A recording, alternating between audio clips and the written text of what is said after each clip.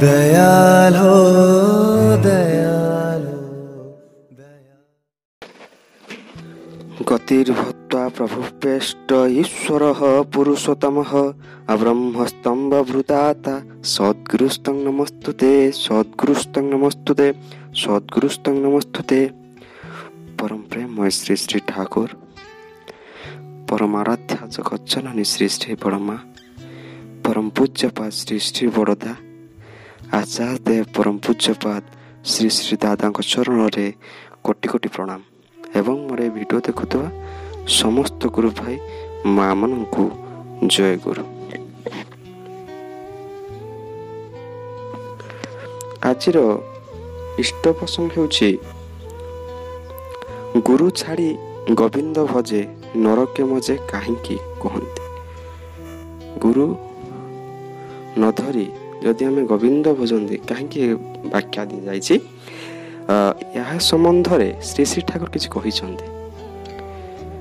जड़े भाई पचारे गोटे कथा अच्छी गुरु छाड़ी गोविंद भजे से पापी नरके मजे एक कथा कहती कहीं श्री श्री ठाकुर।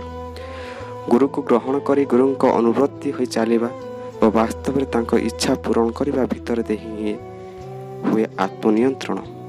यह कहती ही साधना। निज भली चलिली प्रवृत्ति गुड़िक देहरे हाथ पड़ा ना से कामर काम किछि हुए ना। जीवंत सद्गुरु को वास्तव भाव सेवा और अनुसरण करने भितर दे आमे माने बोध ज्ञान प्रेमर अधिकारी हूँ। गोविंद ही गुरु रूपे आसंती। अनरिप्लिंग अटैचमेंट और लव सर्विस प्रीतिमुखर सेवार भितर दे जेतेबेले आमे माने गोविंद को अवलंकन करू सेतेबेले ही हुए गोविंद प्राप्ति। समस्त जीवनटा हुए सेतेबेले डिवाइनली ट्रांसफॉर्म्ड और एंडाउड भागवत भावे परिवर्तित और विभूति सर्वनित हो उठे। भावर गहर टिके नाची कांदी सब शेष हो जाए ना तार प्रति निश्वास इष्ट प्रतिष्ठार व्ययित हुए। आलोचना प्रसंग अष्टम खंड ता 10/6/1946 लिख। एठी आमे जानिले कि गुरु ग्रहण करी तांकर वास्तवर इच्छा पूर्ण करने भितर दे आमर आत्मनियंत्रण हुए। प्रभुति आम किसी करें ना सेटा को आम इष्ट प्रतिष्ठार करने द्वारा आमर सब से जिनसा आत्मनियंत्रण हो जाए। यहीटा तो हूँ साधना। साधनार अर्थ हूँ जाही 12 वर्ष 15 वर्ष जाई जंगल रे बाबा है तपस्या करिया किंतु काम भाव जीवनी तेणु किसी भी लाभ हुए ना। तेणु वास्तविक भाव में जेतेबेले आत्मनियंत्रण आम सब करिपारंती सेटा ही साधना। प्रवृत्ति को मुखर न चलिकी इष्ट मुखे चलवा यह ही साधना। गुरु छाड़ी गोविंद भजे गुरु को आम छाड़ी वर्तमान जदि आमको वर्तमान आचार्य परंपरा श्री श्री ठाकुर न देते ताहले कौन होता मुझे आज कल्पना करें ना सत्संग टीका चली पारंता ना कौन हो पारंता। तेणु वास्तविक भाव में गुरु ही निहाती दरकार। सब क्षेत्र में सब समय गुरु न धरी आम कि ना कहीं वास्तविक भाव में देखु बहुत स्कूल अच्छी बहुत कॉलेज भी अच्छी बहुत टेस्ट पेपर भी बाहर सब स्टडी सिलेबस अनुसार गोटे पिला सब किछि कलेक्ट करी पढ़ी पारियो। टेस्ट पेपर अच्छी वीडियो अच्छी सब किछि रही किंतु से पिला कहीं पढ़ी पारे ना ना वास्तविक भाव में गुरु ताको पढ़ी की बुझाई दियंती सहज सुंदर कर दियंती जहाँ आम देखती ताठू आहरी सहज कर बुझाई दियंती से आम गुरु दरकार हुए। तेणु जीवनटा सेमिति भगवत गीतार जेतिकी अच्छी जदि जने अनुसरण करे तार वास्तविक भाग में से सब किछि करि पारंदा। किंतु भगवत गीता पढ़ी किए कौ हिसाब रे बुझुची मते जणा नाही तो ताको वास्तविक भाव रूपांतरित करि पारंतिनी। तेणु सेथिपाई तो बहु प्रेरक पुरुष माने आसीछन्ति प्रेरित पुरुष माने आसीछन्ति श्री श्री ठाकुर एठी प्रेरक रूपे आसिले।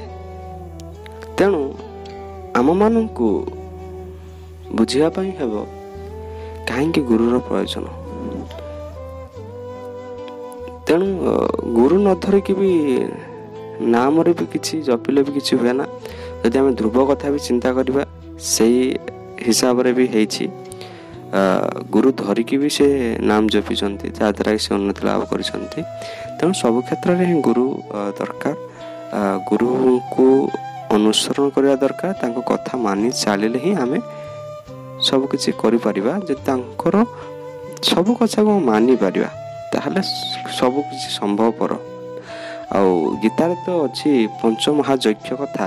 ଯଦି ସେ ପଞ୍ଚମହାଯଜ୍ଞ ଜଣେ କରେ ତାହେଲେ ତାର ବହୁତ କିଛି ହୁଏ। ଭଗବତ ଗୀତାରେ କଥା ଅଛି ନିଶ୍ଚିତ ଭାବରେ। ତେଣୁ କାହିଁକି ଗୋଟେ ଲୋକ ସେଇ ଭଗବତ ଗୀତା ପଢ଼ିକି ପଞ୍ଚମହାଯଜ୍ଞ କରିପାରେ ନା? କାହିଁକି? ବାସ୍ତବିକ ଭାବରେ ସେ ପାରେ ନା। କିନ୍ତୁ ଆମ ଗୁରୁ ଶ୍ରୀ ଶ୍ରୀ ଠାକୁର ଅନୁକୂଳ ଚନ୍ଦ୍ର ଯେ ପ୍ରସିଦ୍ଧ ଦେଇଗଲେ ଇଷ୍ଟବତୀ, ସେମାନେ ଇଷ୍ଟବତୀରେ ପଞ୍ଚମହାଯଜ୍ଞ ପୂର୍ଣ୍ଣ ହେଇଯାଉଛି। ଏଇଟା ହେଉଛି ସହଜ ସରଳ ଉପାୟରେ ଗୁରୁ ଆମକୁ ବୁଝେଇ ଦିଅନ୍ତି। ପଞ୍ଚମହାଯଜ୍ଞ ଗୋଟେ 12 ବର୍ଷର ପିଲା କମ୍ପ୍ଲିଟ୍ କରିପାରୁଛି, କିନ୍ତୁ ଜଣେ ଭଗବତ ଗୀତା ପଢ଼ି ତାହା କରିପାରେ ନା। ପଞ୍ଚମହାଯଜ୍ଞ ଇଷ୍ଟବତୀ ମାଧ୍ୟମରେ କିପରି ପରିପାଳନ କରିପାରୁଛି, ମୁଁ ଏଠି ଛୋଟିଆ ଏକ୍ଜାମ୍ପଲଟେ ଦେଉଛି। ପଞ୍ଚମହାଯଜ୍ଞ ଶ୍ରୀ ଶ୍ରୀ ଠାକୁର କହିଛନ୍ତି, ପ୍ରଥମ ଆସିଲା ବ୍ରହ୍ମଯଜ୍ଞ, ଦେବଯଜ୍ଞ, ପିତୃଯଜ୍ଞ, ଭୃତଯଜ୍ଞ, ନୃଯଜ୍ଞ, ଏଇଟା ଅତିଥି ସେବା। ତେଣୁ ଏଠି ଯେ 12 ବର୍ଷର ପିଲା କିପରି ଭାବରେ ପଞ୍ଚମହାଯଜ୍ଞ ପୂର୍ଣ୍ଣ କରୁଛନ୍ତି ଦେଖନ୍ତୁ। ଇଷ୍ଟବତୀ କରିବା ଦ୍ୱାରା ଦେବଯଜ୍ଞ ପୂର୍ଣ୍ଣ ହେଇଯାଏ, ଯେଟା ଦେବତାଙ୍କ ଉଦ୍ଦେଶ୍ୟରେ। ଯଜ୍ଞ ଯେଟା କୁହନ୍ତି ଦେବତାଙ୍କ ମାନଙ୍କୁ କ'ଣ ଯଜ୍ଞ କରିକି ନା ତାଙ୍କୁ ସନ୍ତୁଷ୍ଟ କରାଯାଏ। ତେଣୁ ଇଷ୍ଟବତୀଟା ହେଉଛି ଦେବଯଜ୍ଞକୁ ସନ୍ତୁଷ୍ଟ କରିଦିଏ। ତେଣୁ ତାପରେ ଆଇଲା କ'ଣ? ବ୍ରହ୍ମଯଜ୍ଞ। ବ୍ରହ୍ମଯଜ୍ଞଟା ହେଉଛି ଯେଟା ଋଷି ଯଜ୍ଞ, କିଛି ଅଧ୍ୟୟନ କରିବା ଦ୍ୱାରା ସେଟା ପୂର୍ଣ୍ଣ ହେଇଯାଏ।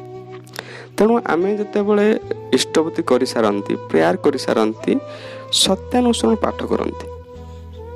ସତ୍ୟାନୁସରଣ ପାଠ କରିବା ସମୟରେ ଆମ ପାଖରେ ପିଲାପିଲି ବସନ୍ତି, 12 ବର୍ଷର ପିଲା ବି ବସନ୍ତି, ସେ ସତ୍ୟାନୁସରଣଟାକୁ ଶୁଣନ୍ତି।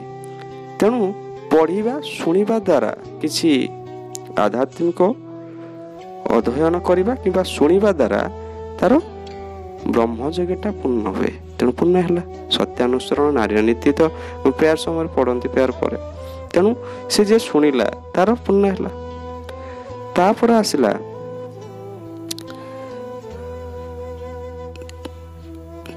ଆସିଲା କ'ଣ କହିଲ? ପିତୃଯଜ୍ଞ।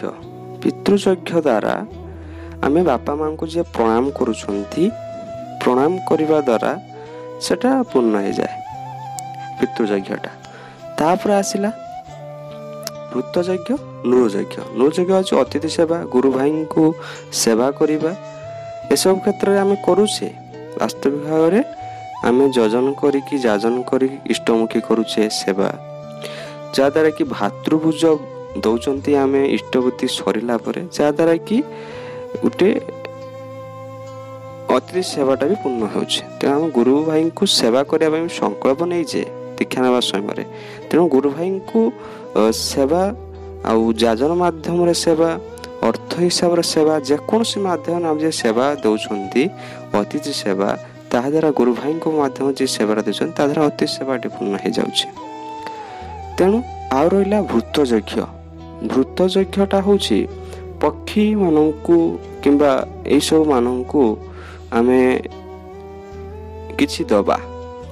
ତେଣୁ ଗୋଟେ ସତ୍ସଙ୍ଗୀ ଯଦି ସ୍ୱସ୍ତନୀ ବ୍ରତ ହେଇଥାଏ ସେ ଟୋଟାଲି ନିରାମିଷି ରୁହେ, ଯାହାଦ୍ୱାରା କି ବହୁ ପଶୁ ପକ୍ଷୀ ଯେଉଁମାନେ କୁକୁଡ଼ା ହୁଅନ୍ତୁ, ଛେଳି ହୁଅନ୍ତୁ, ଯେଉଁଟାକ ନ ଖାଇବା ଦ୍ୱାରା ସେମାନଙ୍କର ବହୁ କିଛି ରହିଯାଉଛି। ଯେହେତୁ ଜଣେ ସତ୍ସଙ୍ଗୀ ଖାଉନାହିଁ ତେଣୁ ତାକୁ ସେ ବଞ୍ଚେଇ ପାରୁଛି, ଯାହାଦ୍ୱାରା ସେ ଗୋଟେ ଜୀବନକୁ ମାରିକି ଖାଇପାରିଥାନ୍ତା, ତେଣୁ ତାକୁ ସେ ବଞ୍ଚଉଛି। ତେଣୁ ଯେ ଜୀବନଟାକୁ ସେ ବଞ୍ଚଉଛି, ତେଣୁ ଏଠି ବି ଭୂତଯଜ୍ଞ ତାର ପୂର୍ଣ୍ଣ ହେଉଛି। ଯଦି ଆମେ ମନେ କରିବା ନା ଜଣେ ତ ସସ୍ତେନ ହୋଲ୍ଡର ସିନା ଟୋଟାଲି ଆଇଁଷ ଖାଏ ନା, ଜଣେ ତ ଇଏ ଲୋକ ଖାଉଛି, ଆମର ଗୁରୁ ଭାଇ ନେଇକି ବି ଖାଇପାରୁଛି, ଖାଉଛି, କିନ୍ତୁ ସେ ଶୁକ୍ରବାର ତ ମାନୁଛି ନା, ତେଣୁ ଗୋଟିଏ ଦିନ ବି ସେ ବଞ୍ଚେଇ ପାରୁଛି। ଯଦି ଆମେ ସେଟା ଦେଖିବା, ତେଣୁ ସିଏ ବି ବଞ୍ଚଉଛି। ତେଣୁ ଗୋଟେ ପ୍ରପର ସତ୍ସଙ୍ଗୀ ବି ବହୁତ ଭଲ ଭାବରେ ପଞ୍ଚମହାଯଜ୍ଞ କରିପାରେ। ଭୂତ ଯଜ୍ଞ ଏଠି ବି ନହେଲେ ଭୂତ ଭୋଜ ଆମେ ବି ଦଉଛେ, ଭାତୃଭୋଜ ଭୂତ ଭୋଜ ବି ଆମେ ଇଷ୍ଟବୃତ୍ତି ସରିଲା ପରେ ବି ସବୁ ସତ୍ସଙ୍ଗୀ ମାନେ ହିଁ ଦଉଛନ୍ତି। ତେଣୁ ଏଠି ସତ୍ସଙ୍ଗ ହଉ କି ନ ହଉ ସେ ପଞ୍ଚମହାଯଜ୍ଞ କରୁଛି ହିଁ କରୁଛି। ତେଣୁ ଏଇ ସରଳ ମାଧ୍ୟମରେ ଯେ ଆମେ ପଞ୍ଚମହାଯଜ୍ଞ କରୁଛେ କିନ୍ତୁ ଜାଣିପାରୁନାହାନ୍ତି, କିନ୍ତୁ ବାସ୍ତବିକ ଭାବରେ ଭଗବତ ଗୀତାରେ ହିଁ ଏହା ଦିଆଯାଇଛି ପଞ୍ଚମହାଯଜ୍ଞ ସବୁବେଳେ କରଣୀୟ, ପ୍ରତ୍ୟେକ ଦିନ କରଣୀୟ, ପ୍ରତ୍ୟେକ ଦିନ ଲୋକ କରିବା କଥା, ଯାହାଦ୍ୱାରା ତାଙ୍କର ଉନ୍ନତି ହିଁ ହେବ। ଉନ୍ନତି ନୁହେଁ, ଉନ୍ନତି ତ ହେବ ନିଶ୍ଚିତ, କିନ୍ତୁ ଯାହାଦ୍ୱାରା ଋଣୀ ଆମେ ରହିଛନ୍ତି ତାକୁ ପୂର୍ଣ୍ଣ କରିବା ନିହାତି ଦରକାର, ନହେଲେ ବହୁତ ଅସୁବିଧା। କାରଣ ଆମେ ଯେ ଜୀବନଟା ପାଇଛେ ସମସ୍ତଙ୍କ ଆଶୀର୍ବାଦ ନେଇକି ଆମେ ପାଇଛେ, ଭଗବାନଙ୍କ ଦୟାରୁ, ବାପା ମାଙ୍କ ଦୟାରୁ, ସମସ୍ତ ପ୍ରକୃତି ପାଖରେ ଆମେ ଋଣୀ ହେଇକି ରହିଛେ। ତେଣୁ ଏସବୁ କରିବା ନିହାତି କରଣୀୟ। ତେଣୁ ଆମେ କରନ୍ତି ନାହିଁ, ସମସ୍ତେ ଭଗବତ ଗୀତା ପଢ଼ନ୍ତି କିନ୍ତୁ କରନ୍ତି ନାହିଁ। କିନ୍ତୁ ଆମେ ଗୁରୁ ଧରିଛେ ବୋଲି ଅଜାଣତରେ ହଉ କିନ୍ତୁ ଆମେ ପଞ୍ଚମହାଯଜ୍ଞ ପରିପୂର୍ଣ୍ଣ କରିପାରୁଛନ୍ତି, ଛୋଟ ଛୋଟ ପିଲା ବି ପରିପୂର୍ଣ୍ଣ କରିପାରୁଛନ୍ତି। ଏପରି ଗୁରୁ ହିଁ କାଇଦା ଶିଖାଇ ଦିଅନ୍ତି, ଜୀବନକୁ କିପରି ଗଢ଼ି ତୋଳାଯାଏ ସେଇଟାକୁ ଶିଖାଇ ଦିଅନ୍ତି। ତେଣୁ ପଞ୍ଚମହାଯଜ୍ଞ ଏତେ ସହଜ ଉପାୟରେ ଆଉ ଏତେ ସର୍ଟକଟ ଉପାୟରେ କେହି ବି କହିନାହାନ୍ତି, କେବଳ ଶ୍ରୀ ଶ୍ରୀ ଠାକୁର ଆସି କହିଦେଇଗଲେ।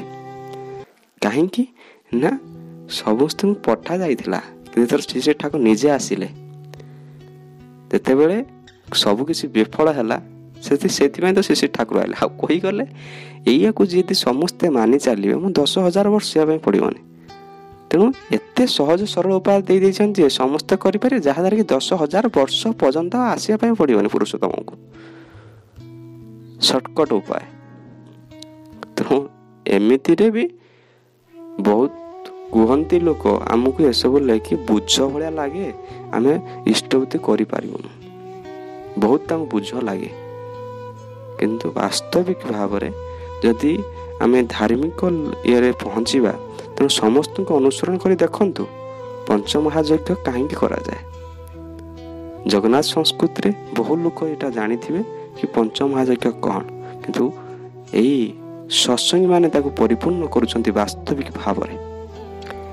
ତାହେଲେ ଏଇଟା ହିଁ କହନ୍ତି ଗୁରୁ ନ ଧରିଲେ କିଛି ହୁଏ ନା, ଯେମିତି ଗୁରୁ ନ ଧରି ଗୋବିନ୍ଦ ଭଜିଲେ କିଛି ହେବ ନାହିଁ।